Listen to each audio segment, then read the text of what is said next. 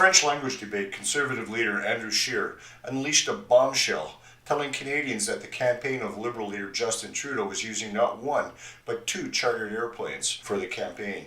On Thursday, the Liberals released a statement saying that one plane was for the leader and campaign staffers and media, and the other was for cargo and advance equipment, whatever that is. Look, I don't understand why he needs two planes. We've got the one. We have lots of space for luggage and equipment. I don't know what types of props or costumes or camping equipment he's bringing along with him. After beating Canadians over the head with their carbon tax and declaring a, quote, climate emergency, unquote, the Liberals can't do with just one airplane like the other campaigns. Trudeau said at a media event that the two planes allow him to do more events. We have a cargo plane on top of our regular plane because it allows us to do more events in more parts of the country and meet more Canadians. Huh? I doubt he has cloned himself. In point of fact, Scheer, who has just one plane, has done 26 campaign events at this point, and Trudeau, with his two planes, has done only 20 events. So much for that. The Liberal campaign tried to beat the story down by saying, it's okay, we bought carbon offsets for both planes. We purchased carbon offsets for all our transportation, planes and buses. As if that actually does anything to minimize the exhaust emissions of two airplanes. Carbon offsets are like the indulgences sold by the Catholic Church.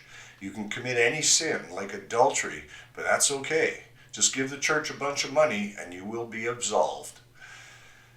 The hypocrisy is insulting, really. But this is just the latest from the do as I say, not as I do Prime Minister. His sanctimony and hypocrisy fairly drip. Remember how our feminist PM trashed two strong women in his cabinet when he punted them from caucus after one, Attorney General Jody Wilson-Raybould, wouldn't do his bidding in the SNC-Lavalin corruption prosecution, so he demoted her. She then resigned from cabinet, and Jane Philpott resigned in sympathy. So what the feminist PM do? He booted them both from the caucus. Then there's the whole kokanee groper incident, multiple incidents of Trudeau wearing blackface. He's such a tolerant fellow.